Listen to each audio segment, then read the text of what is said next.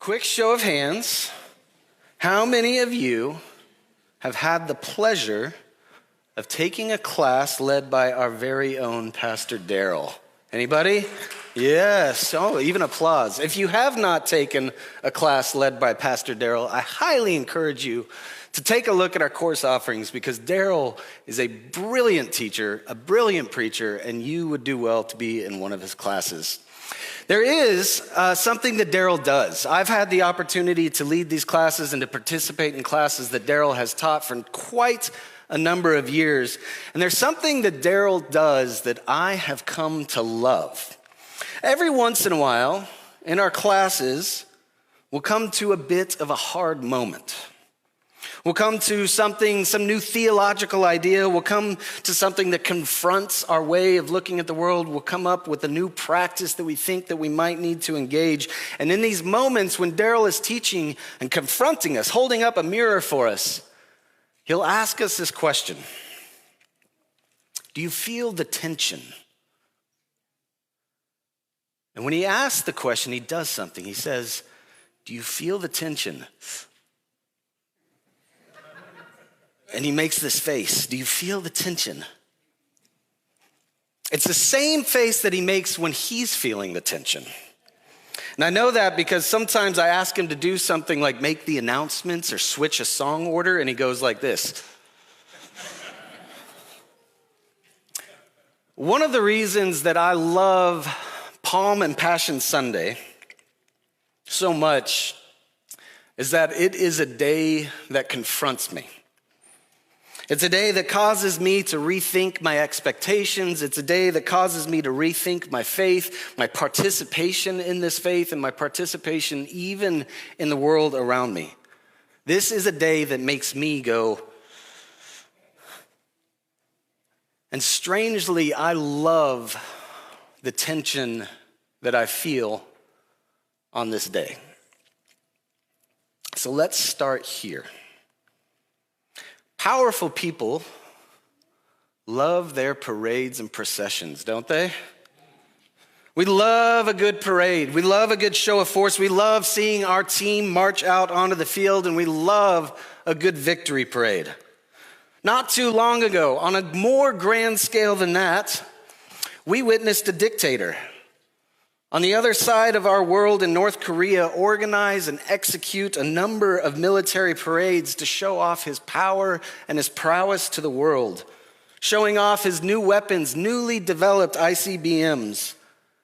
And this dictator and his parades rankled the feathers of all the world around him. The parades worked. The following Bastille Day in France was marked by a larger than normal military presence on a day which always has a big military presence.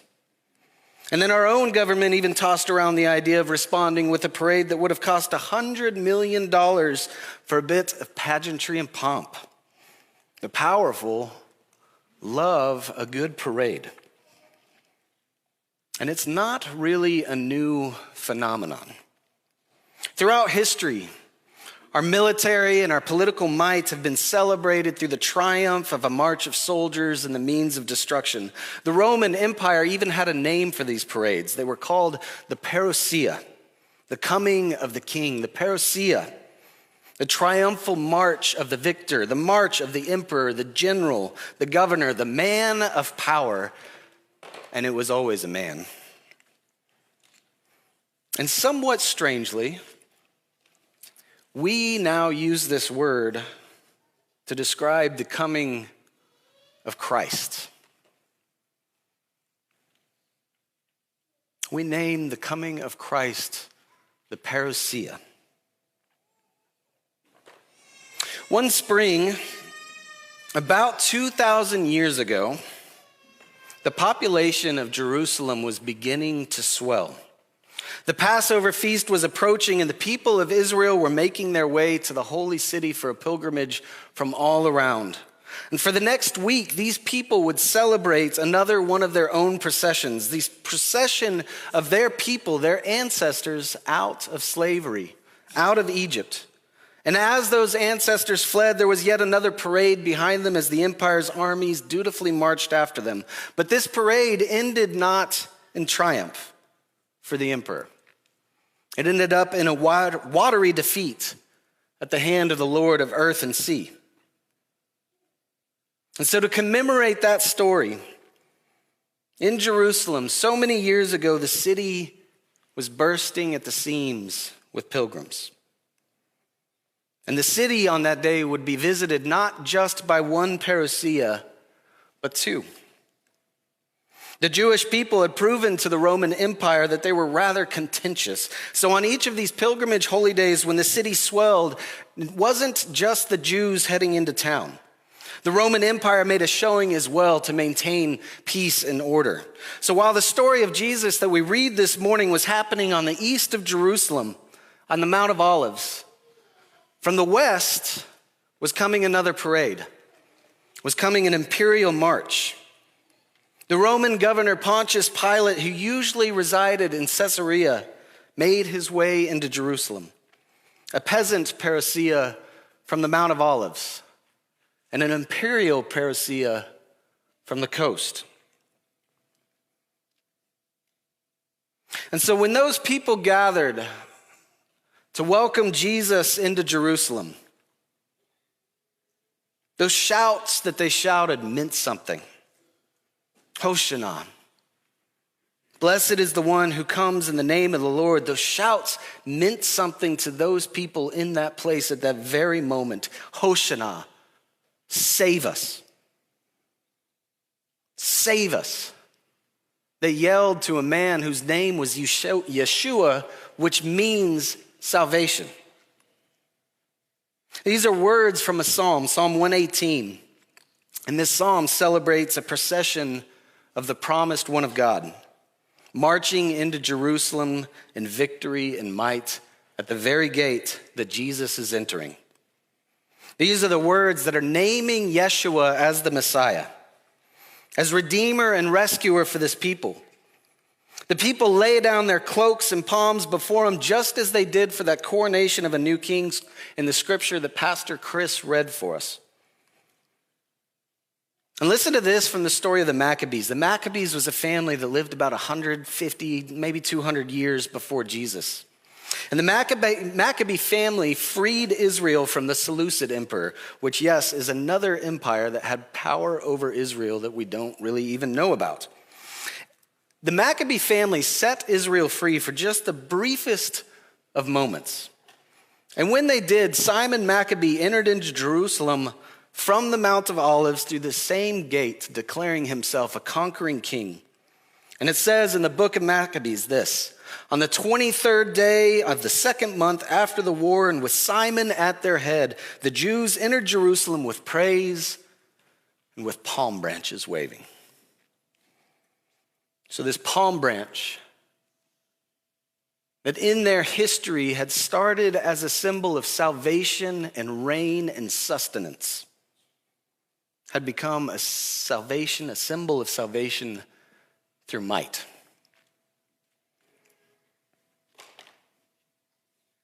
These shouts of acclaim, these shouts of praise, they weren't just a celebration of what it is that we know that Jesus would do. These were shouts for salvation, but they were shouts of revolution. They were shouts for violence and victory. These were shouts that were begging Jesus' procession to meet Pilate's parade in the middle of Jerusalem, in the middle of Passover, and to let the battle begin. But you and I, with the benefit of some time and some ancient writers, know that this is not how the story ends.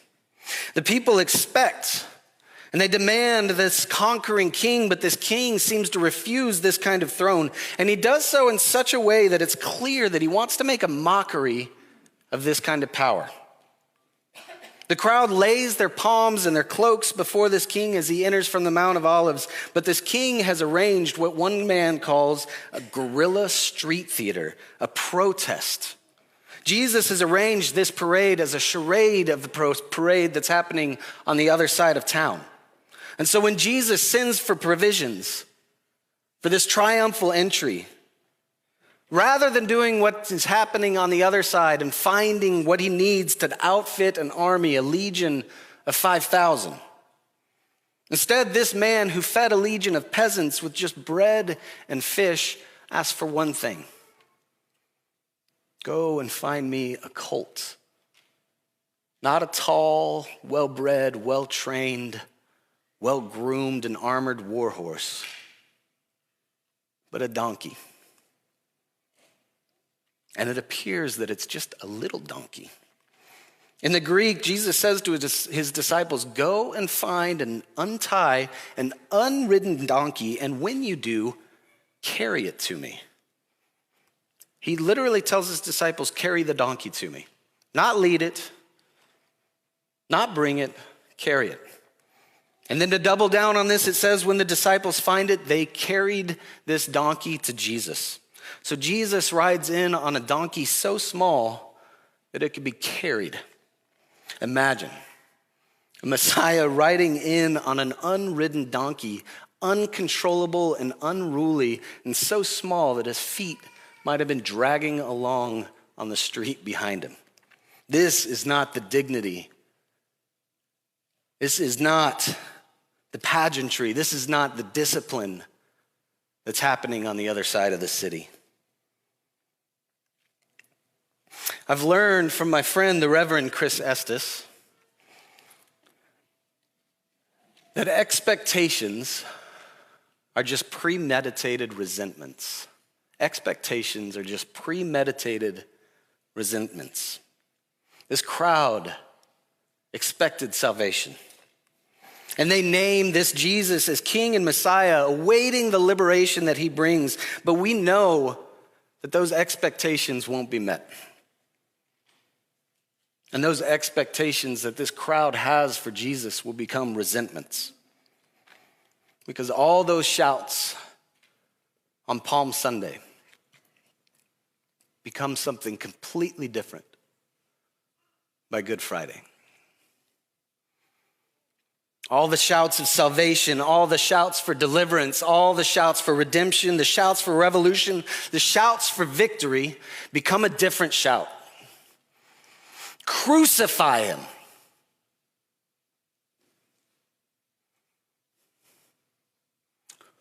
Crucify him. He didn't save us. Crucify him.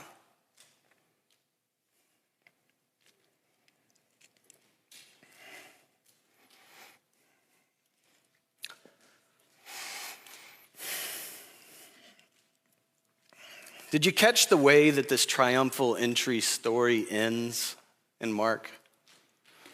Matthew and Luke tell the same story, but they tell it a little bit differently. In Matthew and Luke, Jesus comes into Jerusalem and he marches straight into the temple, and he immediately gets to work overturning tables and demanding justice. But Mark's story is a completely different story. In Mark's gospel, Jesus goes into Jerusalem and he steps into the temple. But then Mark says that Jesus looked around. Looked around at Jerusalem, looked around at the temple, looked around at the people, and then simply walked away.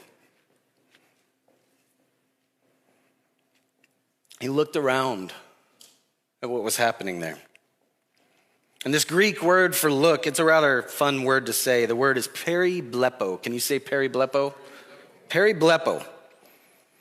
Periblepo doesn't mean just to glance. It doesn't mean just to skim the surface of what's in front of you. Periblepo means to look with intent and with intensity, to focus with care, maybe even with critique.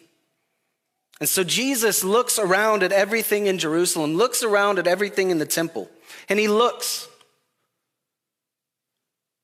And he sees how the religious systems have become systems of oppression.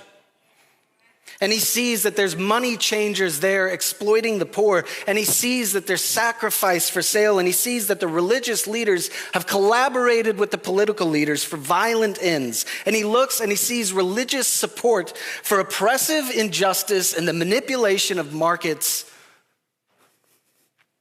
He looks around and sees all of this. And he decides to leave. This triumphal entry that we celebrate ends in a retreat.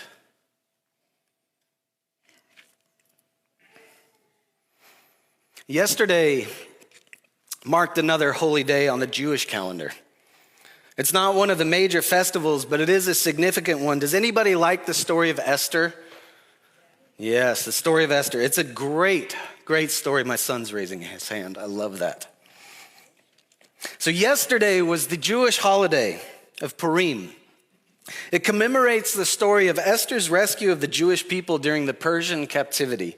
And very briefly in this story, there's a powerful man named Haman who plots to have the entire population of Jewish people in Persian captivity murdered.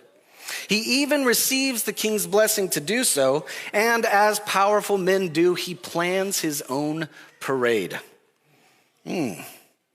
However, the king soon discovers that his wife and her cousin Mordecai are both Jewish. And Esther convinces this king to turn on Haman, and Haman is eventually hung from the same gallows that he built for Mordecai. With Haman defeated, across the land, the Jews celebrate their rescue at the hand of Esther and Mordecai.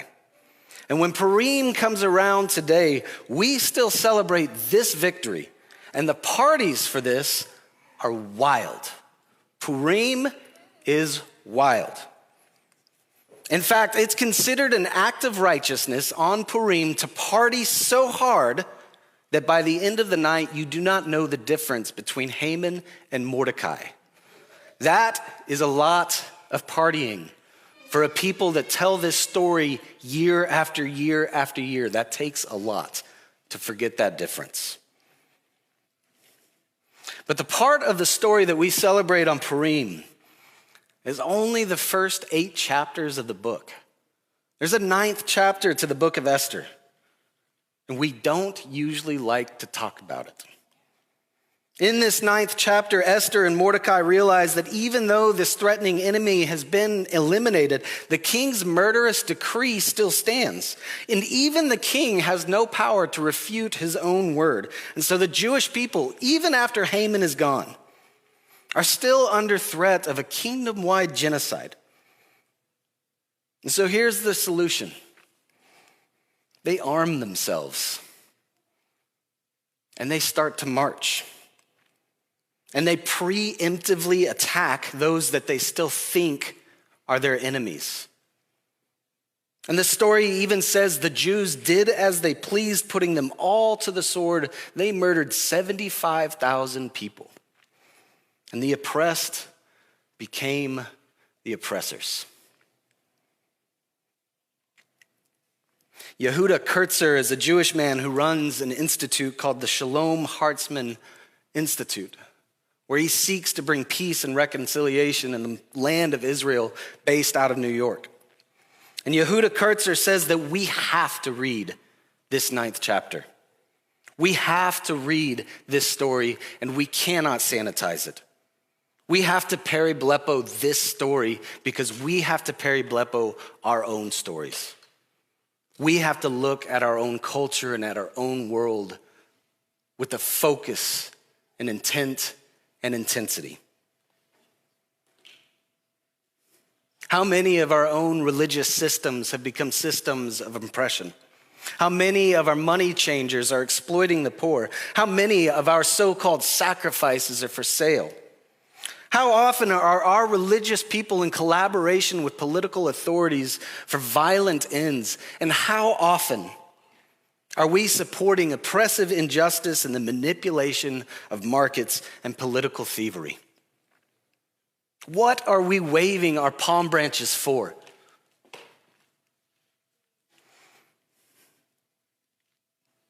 Have we really looked Have we looked at ourselves?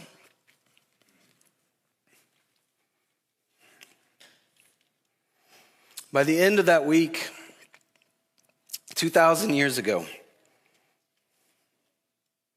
a week in which those two parousias came to Jerusalem, Yeshua, whose name is salvation, was imprisoned. And the crowds had a chance to save him. Pilate was in the practice of releasing one prisoner to the Jews at the time of the Passover. That's gracious, isn't it? We're celebrating the liberation of our entire nation, and we'll give you one Jew to be freed from slavery. But when that offer is made, do the people rescue and redeem Jesus? Did they save Yeshua?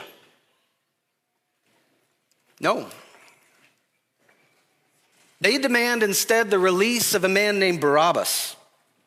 They demand the release of a murderous political dissident. They demand the release of someone who leads violent mobs as they storm against their enemies and do whatever they please. Maybe we drink so much on Purim not because it's fun. Maybe we feel like we have to.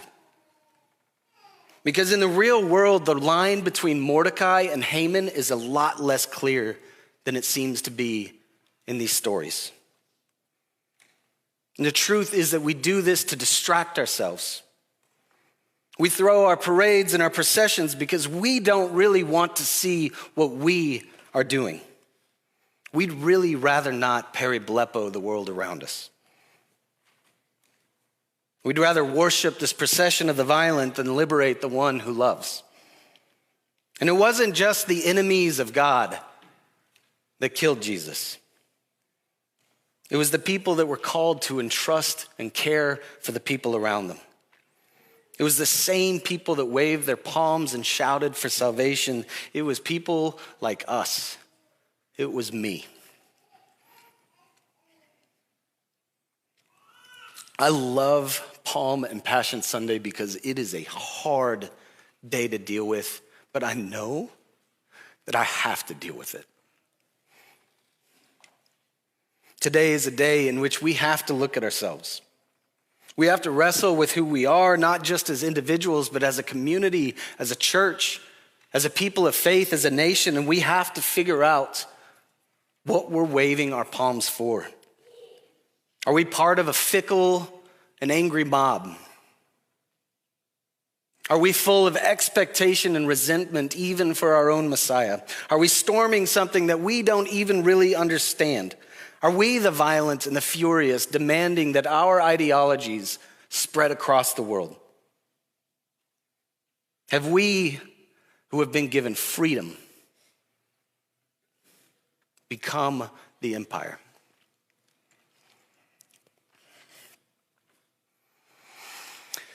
Do you feel the tension?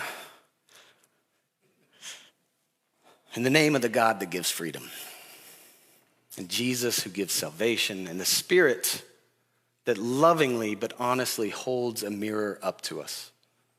Amen. Thank you for listening to this episode of Weekly Teaching. To watch the full live stream of this worship service, you can view all archived streams at the Alamo Heights UMC YouTube channel. If you have any questions, email us at podcasts@ahumc.org. That's podcasts@ahumc.org. You can also visit our website, ahumc.org, anytime. Any related links are also in this episode's show notes. Again, thank you so much for being a listener. We truly appreciate your time.